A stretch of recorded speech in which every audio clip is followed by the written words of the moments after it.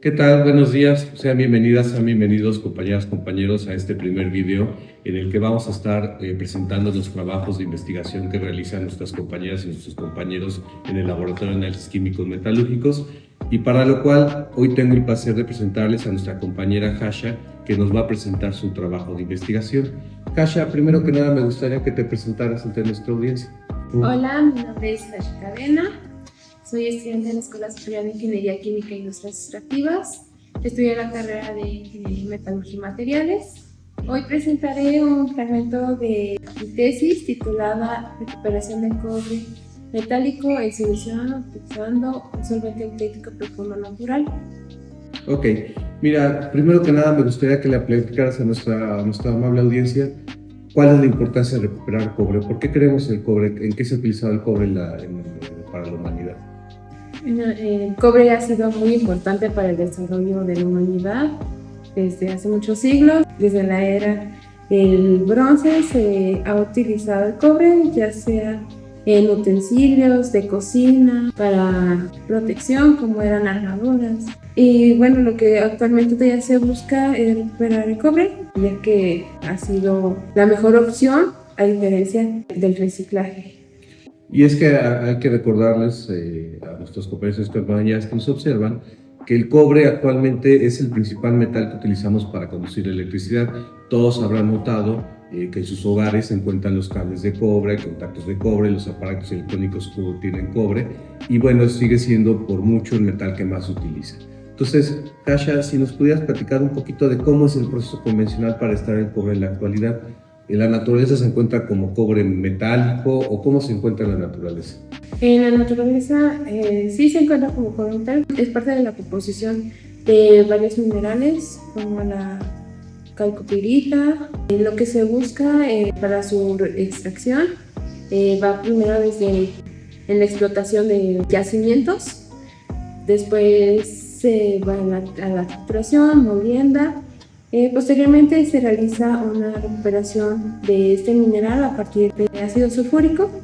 Pues pasa un proceso en donde se utilizan algunos compuestos orgánicos, ya sea por ejemplo uno de los que se utilizó durante la tesis es el X622. Posteriormente se realiza su reextracción quitando impurezas como es el hierro, a partir de nuevamente ácido sulfúrico, y después se realiza una electrodeposición utilizando láminas de acero. Ok, en nuestra amable audiencia lo que sucede muchas veces es que el cobre lo tenemos que recuperar de la naturaleza, como nuestra compañera lo menciona, y hay que mencionar que en México tenemos cobre y producimos cobre, por lo que es muy importante para la sociedad mexicana el poder recuperarlo el cobre. Dime, Hasha, platícanos un poquito, normalmente la solución de cobre, ¿qué es lo que se le agrega a la solución de cobre? Normalmente se le agrega ácido sulfúrico en grandes cantidades. Lo que yo busco en mi tesis es disminuir esa cantidad utilizada, sustituyéndola por un solvente auténtico profundo natural. ¿Qué ventaja tendría este solvente? ¿Por qué queremos primero deshacernos del ácido sulfúrico? ¿Qué le pasa al ácido sulfúrico? Y este solvente auténtico natural, ¿de qué nos serviría? Bueno, el ácido sulfúrico es tóxico, daña la fauna, el suelo, también cuerpos de agua. Lo que buscamos con el ADES es, como les mencionaba, disminuir su uso, ya que el ADES es un compuesto de baja toxicidad y biodegradable. Ok, entonces ahora es el momento de que nos expliques tu montaje experimental, cómo sucede normalmente la recuperación de cobre, cómo funciona tu sistema experimental. Y primero que nada me gustaría empezar que nos platicaras esa solución de color verde, qué es y por qué se ve de color verde. Bueno, esta solución está compuesta por 20% de NADES diluido en agua y se usó sulfato de cobre. Ese tono como verdoso azulado se presenta debido a la alta concentración de cobre. Lo que se presenta es una celda electrolítica donde se tienen dos electrodos. Uno es el ánodo que se utilizó es una barra de grafito. Se busca hacer un electrodo inerte para que no reaccione con la solución. Y el otro electrodo es un cátodo, en el cual se tiene una lámina de acero inoxidable. Y bueno, en mi experimentación se utilizó un voltaje de 2, ya que al aumentar el voltaje se puede llegar a quemar el cobre. En sí, la celda electrolítica funciona a partir de que el ánodo va a realizar la función de oxidación. Como se observa, en el electrodo ánodo se realiza una reacción de oxidación donde el compuesto que se oxida es el agua. Esas burbujitas liberadas sería el oxígeno. En el ánodo pasan los electrones donde tienen contacto con el cobre iónico, 2+. Al estar en contacto el cobre iónico con los electrones, se forma un cobre metálico. Luego los electrones van pasando y por último se tiene la fuente de corriente continua, que es la más importante ya que permite el flujo de electrones y así realizando una reacción redox. ¿Le podrías platicar a nuestra audiencia qué es lo que va pasando con el tiempo? Entonces el cobre está en la solución como cobre 2+, ¿y qué le pasa cuando le inyectamos electrones al sistema? Lo que pasa es que el cobre iónico se reduce y se queda en su forma metálica. En lo que esto pasa, al pasar esto, el cobre se va a depositar sobre la placa. Y platícanos, ¿este es un proceso que se utiliza industrialmente? ¿En México se utiliza industrialmente o es un proceso únicamente de laboratorio?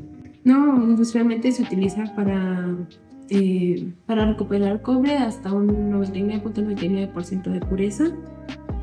Como les decía, puede haber impurezas en la solución, ya sea de hierro. El cobre es especialmente utilizado para conducir electricidad y pues al tener impurezas baja su conductividad y pues realmente no sería posible ser vendido al público. Que platícanos, ¿este proceso dura mucho tiempo, dura pocos minutos? ¿Qué es lo que tú observaste durante tu experimentación? En mi experimentación, realmente por la cantidad de cobre obtenida por ENADES fue muy rápida.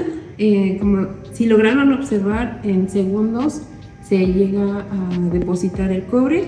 Realmente en mi tesis, durante la experimentación se buscó hasta 90 minutos cómo se comportaba el cobre y dependiendo del voltaje, máximo unos 5 minutos podríamos ver el cobre en su forma compacta o ya sea en su forma esponjosa. ¿Qué es lo que podemos observar entonces en nuestra placa de acero? Ese color que se nota, ¿a qué se debe? Al cobre depositado, de hecho se ve de una tonalidad muy clara. Esto quiere decir que está puro y no sé, por ejemplo, hay ocasiones que el voltaje al aumentarse puede quemarse y verse como de un color semejante a donde su forma más oscura es que ya se quemó el cobre y de esta forma en la lámina se ve que todavía no se oxida. Entonces, lo que estamos observando ahí es el cobre como el que ustedes habrán visto en sus hogares. De hecho, esta es la manera primordial en la que primero se recupera el cobre, después pasa otros procesos de fusión y después finalmente pasa a procesos de conformado para poder obtener el alambre que ustedes ven en sus hogares. Jasha, no sé si le gustaría platicar a la audiencia tu experiencia durante este proceso de investigación. ¿Tuviste algunas dificultades? ¿Cómo las superaste? ¿Cómo ha ido siendo este proceso? ¿Y qué le recomendarías a futuro? Sí, durante el proceso de experimentación tuve algunas dificultades porque tratamos de usar cierto reactivo, el cual impedía realizar la recuperación de cobre con ENADES. Se fueron buscando varias alternativas. También al depositar el cobre, en la parte de electrodepositación, una de mis problemáticas fue que pensaba que el cobre al ponerse esponjoso no servía, pero sí tiene una función muy importante en el sector de salud. Y pues no solo se puede recuperar de esta forma el cobre, sino también, como les mencionaba, de una forma esponjosa, que al inicio me fue impactante, nunca había visto esa forma de cobre.